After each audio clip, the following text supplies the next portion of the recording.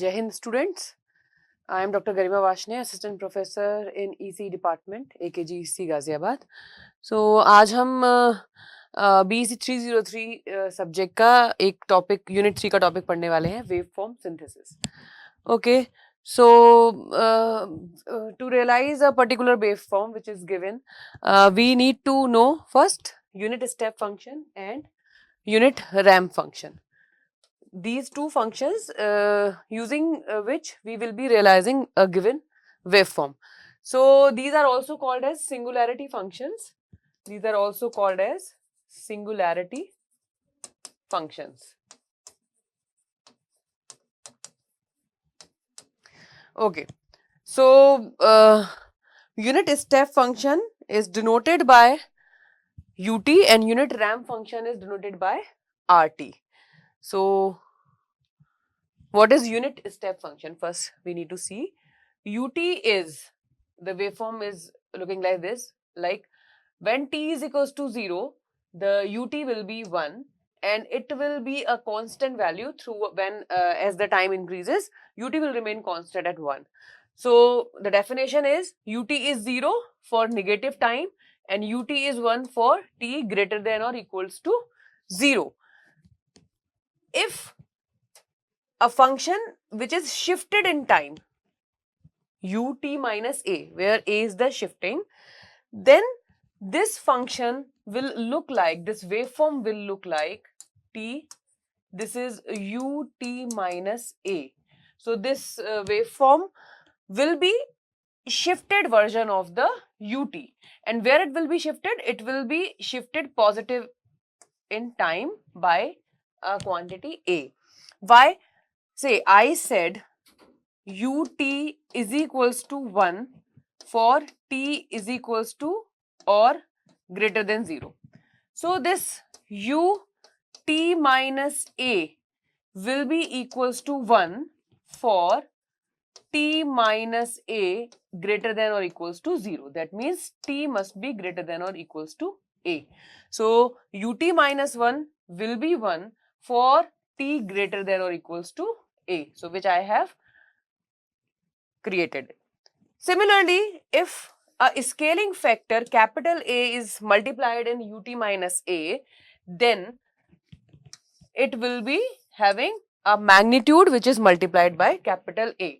That means if this is time axis and here I am plotting ut minus a, then it will be starting from point A and the magnitude of this waveform will be a, 1 multiplied by capital A.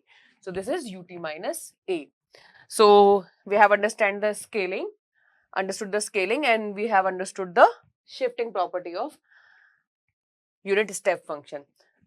Some more we can understand, like if I want to create u of minus t with time. So this will be mirror image across the vertical axis. So this will be ut minus a will be something like this. This is 1, this is 0. So it will be in the negative t time axis. Further, if I want to create a waveform which is minus a ut, so it will be positive in time axis will be positive and the vertical axis will be negative, minus. It will be a negative amplitude minus a, and for positive time ut will be there. So minus, if magnitude is having a negative component, a negative multiplication factor, then the magnitude axis will be mirrored, and if time is having a negative factor, then the mirror image will be across the vertical axis. Okay, fine. Then unit ramp function. What is unit ramp function? Unit ramp function says that the RT is 0 again for negative time and RT will be equals to t for t greater than or equals to 0. That means it is a increasing function with time. this is t, this is RT. So if time is equals to 1, RT will be equals to 1. If t is equals to 2, RT will be equals to 2. If t is equals to 3, RT will be equals to 3, and so on. So this is a increasing line with a slope equals to 1. So unit ramp function is having a slope equals to 1. Again, shifting property, time में मैंने कुछ shift कर दिया ए parameter का. So again जैसे UT में हुआ था, RT will be shifted version of RT minus A will be a shifted version of RT by quantity A, because RT T0 पे शिफ्ट हो रहा है. T0 से पीछे 0 है, T ग्रेटर देन 0 पे ये इंक्रीज होना शुरू हो रहा है. Similarly RT minus A, T minus A is equals to 0 पे ट्रांजिशन होगा. अगर ये लेस है 0 से, T is less than 0, it will be 0. If t minus a is greater or equals to 0, that means t is greater than or equals to 0, it will be a increasing function of time. Similarly, अगर यहाँ पे मैंने एक scaling factor a का multiplication कर दिया है, तो इसके स्लोप में a की वैल्यू मल्टीप्लाई हो जाएगी. अगर हम बनाए यहाँ पे ART, this is time. So it will be having a slope equals to a times. This value will be a and this is 1. यानी कि जब टाइम 1 होगा तो RT की वैल्यू a होगी, जब टाइम 2 होगा तो RT की वैल्यू 2a पहुंच जाएगी. तो इसका स्लोप a हो जाएगा. Right. Now moving towards waveform synthesis of waveforms. Take first a very simple waveform, which is a rectangular waveform, which is starting from 2 and ending at 3. Okay, यहाँ पे कोई slope नहीं दिख रहा है, तो हम इसमें RT वाला सिंगुलैरिटी फंक्शन इंक्लूड नहीं करेंगे. ये वेवफॉर्म केवल UT फंक्शन को यूज करके बनाई जा सकती है. सो फर्स्ट यहाँ पे हमें देखना है कि ट्रांजिशन किन टाइम्स पे हो रहा है. ट्रांजिशन एक t इक्वल्स टू 2 पे ट्रांजिशन हो रहा है, एक t इक्वल्स टू 3 पे ट्रांजिशन हो रहा है. तो पहले मैं एक वेवफॉर्म बनाऊंगी ut minus 2. This is t and this is ut minus 2. Second transition मुझे कहाँ दिख रहा है? t is equals to 3 पे. Then I will be creating a second waveform which is ut minus 3. Yeah, this is clear. Now, if okay, this is 10, so we need to multiply 10 here. And this is again 10, so 10 will be multiplied here also. 10 ut minus 3 and 10 ut minus 2, because amplitude is given as 10 there. Fine. So अगर मैं इन दोनों wave forms को subtract कर दूं, इन दोनों को मैंने subtract कर दिया. सब्ट्रैक्ट करने का मतलब क्या है? इस वेव फॉर्म में से इस वेव फॉर्म को माइनस कर दिया. Right. So what will be the resultant wave form? The resultant waveform will be TGT. यहां पे टाइम 2 पे एक वेवफॉर्म होगी which will be having a magnitude of 10, और ये वेवफॉर्म चलेगी 3 तक. ये 2 है और 3 तक ये चल रही है. This is time 3.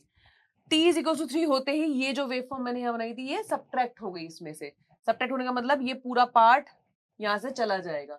10 जो वैल्यू यहाँ पे थी वो 10 सब्ट्रैक्ट हो जाएगी. So it will come back to 0. So this waveforms expression I can write as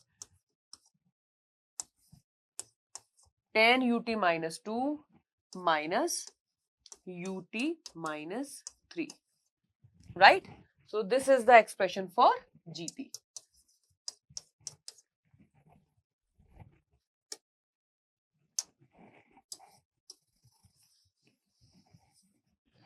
right? So a rectangular waveform can be synthesized using only unit step function. Now moving forward, this is again इस waveform में भी कहीं पर भी slope नहीं दिख रहा है, केवल रेक्टेंगुलर पार्ट्स दिख रहे हैं. तो ये वेवफॉर्म भी यूटी फंक्शन को यूज करके हम सिंथेसाइज कर सकते हैं. अगेन हमें यहाँ पे देखना है कि कहाँ कहाँ पे ट्रांजिशन हो रहा है टाइम का. एक 0 पे ट्रांजिशन है, 2 पर और 4 पर. t is equals to 0, t is equals to 2 and t is equals to 4. So let's take t, this is ut, and the magnitude here at t is equals to 0 is 10. So 10 ut, this is 10 and this is 0. So first waveform is 10 ut. Then the next waveform will be t at t is equals to 2. T is equals to 2. The magnitude must be 10.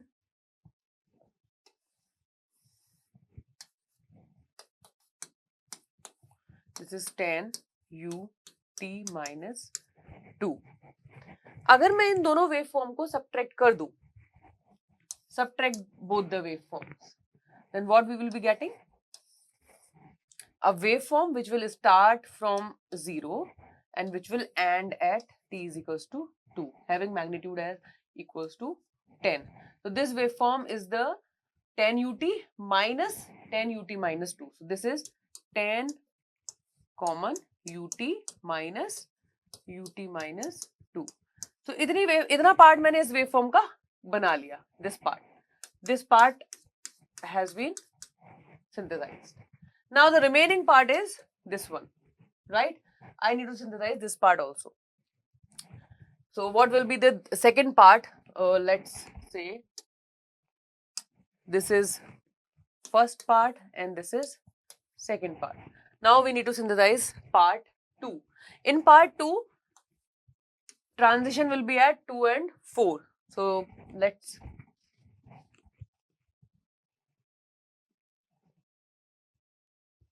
part 2. This is 5 ut minus 2, right? This is time axis and this is at 4. Again this is 5 ut minus 4. This is 5. This is 5. Now if I subtract both the waveforms,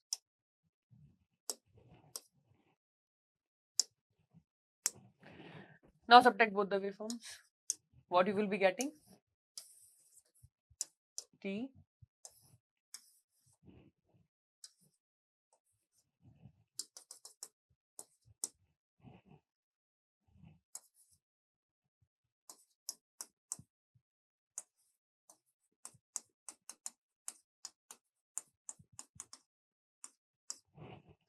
right.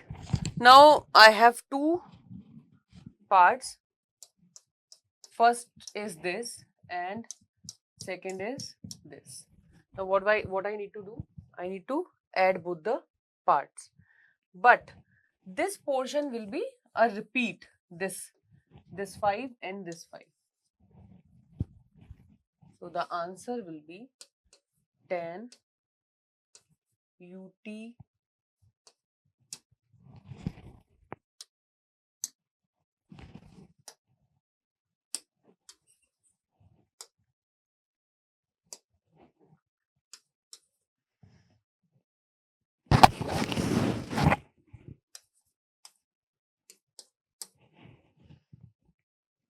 minus 10 ut minus 2 plus 5 ut minus 2 minus 5 ut minus 4. This is h t is equals to part 1 plus part 2. Now this ut minus 2 is coming 2 times. So this will be 10 ut minus 5 ut minus 2 minus 5 ut minus 4. This is the final answer. This is HT. Right? 10 ut minus 5 ut minus 2 minus 5 ut minus 4. So we can see from this expression there are transition at t is equals to 0, t is equals to 2 and t is equals to 4. 3 transition points are there, 0, 2 and 4. Now move further. Okay, now this is the triangular waveform which we need to synthesize. ये 0 से शुरू हो रही है और 1 पे खत्म हो रही है. सबसे पहले तो मुझे इसका स्लोप पता करना है. What is the slope of this waveform? Okay, so slope is y2 minus y1 divided by x2 minus x1. तो 2 minus 0 divided by 1 minus 0. तो slope is equals to 2 minus 0 divided by 1 minus 0 is equals to 2. Slope is 2, right? So अब ये waveform synthesise करने के लिए हमें क्या करना है? सबसे पहले मैं एक वेवफॉर्म बनाऊंगी t, दिस इज 2RT, यानी कि जो स्लोप है वो 2 है, तो t इज इक्वल टू 0 से शुरू हो रही है. एक मैंने वेवफॉर्म बनाया which is having a slope equals to 2. ये इंक्रीजिंग है विद टाइम, टाइम के साथ बढ़ता जा रहा है, लेकिन यहाँ पे आके ये खत्म हो गई वेवफॉर्म, है ना. तो यहाँ पे मुझे कुछ वेवफॉर्म सबट्रैक्ट करनी पड़ेगी विच विल बी हैविंग, क्योंकि यहाँ पे अब स्लोप 0 हो गया, राइट. स्लोप 0 हो गया तो मुझे इसी स्लोप की एक RT सबट्रैक्ट करनी पड़ेगी. तो मैं एक वेवफॉर्म बना रही हूँ विच is having minus slope minus 2RT और ये जो टाइम है विच इज 1. तो ये टाइम 1 से स्टार्ट हो रही है and slope is minus 2RT minus 1. ये इस वेवफॉर्म का एक्सप्रेशन है. स्लोप इज नेगेटिव और स्लोप इसके बराबर होना चाहिए क्योंकि हमें यही स्लोप सबट्रैक्ट करना है to make a slope equals to 0. And वो जो वेवफॉर्म है वो t इज इक्वल्स टू 1 से स्टार्ट होनी चाहिए. क्यों? क्योंकि 1 पे आके स्लोप खत्म हो जाना है. तो यहां तक तो ये चलती रहेगी. t इज इक्वल्स टू जैसे ही 1 होगा तो ये सबट्रैक्ट हो जाएगी और slope will be equals to 0. तो इन दोनों को यदि मैं सबट्रैक्ट करूंगी तो your resultant will be, this is time. पहले एक वेवफॉर्म शुरू हुई having a slope 2 and t is equals to 1 आते ही उसका स्लोप खत्म हो गया, है ना. जितना ये वैल्यू चल रही थी उतनी ये वैल्यू माइनस हो गई, यानी कि ये यहां पे आके एक कांस्टेंट पे सेटल हो गई और वो कांस्टेंट वैल्यू होगी t इज इक्वल्स टू 1 पे जो भी वैल्यू थी, यानी कि 2 थी. t इज इक्वल्स टू 1 पे इसकी वैल्यू 2 थी. तो सेम वैल्यू माइनस करते जा रहे हैं लेकिन 2 एक कांस्टेंट वैल्यू पे वो सेटल हो जाएगी. So this is 2RT minus RT minus 1. तो ये वेवफॉर्म मैंने इन दोनों वेवफॉर्म को सबट्रैक्ट करके बनाई. अभी यहां पर तो लेकिन हम देख पा रहे हैं कि ये वैल्यू कांस्टेंट नहीं हो रही है. ये वैल्यू का जो मैग्नीट्यूड है वो भी 0 हो जा रहा है t इज इक्वल्स टू 1 पे. तो यहां पे मैं t इज इक्वल्स टू 1 पे दो मैग्नीट्यूड का यूनिट स्टेप फंक्शन को सबट्रैक्ट कर दूंगी. यानी कि अब मैं इसके नीचे एक वेवफॉर्म और बनाती हूं जिसको मुझे सबट्रैक्ट करना है. Now one more waveform is at t is equals to 1. मैंने एक वेवफॉर्म बनाई जिसकी वैल्यू थी 2. This is 2ut minus 1. अब इस वेवफॉर्म में से यदि मैं ये वेवफॉर्म को सबट्रैक्ट कर दूं, इन दोनों को मैं माइनस कर दूं, the resultant will be same as this waveform. So subtraction of these two waveform, you will get a waveform t which will start from t is equals to 0. यहां से शुरू होगी t 0 से और t 1 तक जाएगी. t 1 तक गई, यहां तक पहुंची, ये है 0.1 और इसकी वैल्यू यहाँ पे थी 2. और जैसे ही यहाँ पे आई ये ut माइनस 1 वाला जो फंक्शन है जिसका मैग्नीट्यूड 2 है वो सबट्रैक्ट हो जाएगा. तो ये पूरी वेवफॉर्म खत्म हो जाएगी और ये वापस से 0 पे आ जाएगी. तो दिस वेवफॉर्म इज ft. तो ft का एक्सप्रेशन हमें क्या मिला? ft का एक्सप्रेशन मुझे मिला 2RT minus are T minus 1, ये तो आर टी के टर्म्स में हो गया जहां पे हमें स्लोप के साथ काम करना था। उसके बाद मैंने एक और फंक्शन सब्ट्रैक्ट किया which is 2ut minus 1. So this is expression for F T, right. इसके आगे एक और वेवफॉर्म हमें सिंथेसाइज करनी है विच is having ramp, constant and again a ramp. तो इसको सिंथेसाइज करने का एक इजी तरीका मैं आप लोगों के साथ शेयर करूंगी, तो आप उसको प्रैक्टिस करना अदर वेव फॉर्म्स पर भी. सबसे पहले इस तरीके की वेव फॉर्म्स में हमें क्या चेक करना होता है कि इसमें कहीं पर स्लोप चेंज हो रहा है या नहीं. तो स्लोप देखो यहाँ पे मेरे को 4 जगह चेंज दिख रहा है. स्लोप सबसे पहले यहाँ पे एक स्लोप चल रहा था which is slope is equals to, लिखते जाते हैं हम, स्लोप इज इक्वल्स टू 1 इस एरिया का. यहाँ पे आते ही स्लोप क्या हो गया, slope is equals to 0. And यहाँ पे आते ही स्लोप क्या हो गया, slope is equals to -1. And 3 के बाद स्लोप फिर से 0 हो गया, स्लोप इज इक्वल्स टू 0. तो यहाँ पे 4 स्लोप्स मुझे दिख रहे हैं. पहले 1 था, फिर 0 हुआ, फिर -1 एंड देन अगेन 0 हो गया. तो इस तरह की वेवफॉर्म्स के लिए सबसे पहले मैं शुरू करूंगी t0 पे. t0 पे एक rt फंक्शन है, तो rt से स्टार्ट करेंगे. इसका स्लोप 1 है तो यहाँ पे मैं 1 का मल्टीप्लीकेशन rt रहेगा. इसके बाद जैसे ही स्लोप चेंज हुआ कहां पे स्लोप चेंज हुआ, t इज इक्वल्स टू 1 पे स्लोप चेंज हुआ, प्लस अ कंपोनेंट जिसमें मुझे स्लोप क्या रखना है, final slope minus initial slope. तो final slope is 0 minus initial slope is 1. मैंने यहां पे क्या लिखा, this is final slope and this is initial slope. Final slope minus initial slope into R T minus 1. t-1 क्यों लिखा, क्योंकि किस टाइम पर ये इवेंट हुआ, स्लोप चेंज हुआ. तो एट t-1 पे स्लोप चेंज हो गया तो मैंने लिख दिया rt-1. फाइन. नाउ हम चलते जा रहे हैं, rt-1 के बाद ये स्लोप 0 रहा, फिर से स्लोप चेंज हुआ. कहां पे चेंज हुआ, at t is equals to 2 पर स्लोप चेंज हो गया. Again add one more component, final slope is -1 minus initial slope is 0, right. फिर से हम लिख देते हैं यहाँ पे, this is final slope and this is initial slope into r t minus 2, यानी कि at t is equals to 2 पर ये इवेंट अगर हुआ. फाइन. फर्दर यहाँ पे फिर से स्लोप चेंज हुआ. स्लोप कहाँ था, फाइनल स्लोप क्या हो गया 0 और इनिशियल स्लोप क्या हो गया -1. At time is equals to 3. Then add one more component. Final slope is 0 and initial slope is -1. So minus of -1 into rt minus 3. rt minus 3. Right? So this is rt minus 1 minus rt minus 2 plus rt minus 3. This is the waveform synthesized to create this waveform ft. Fine.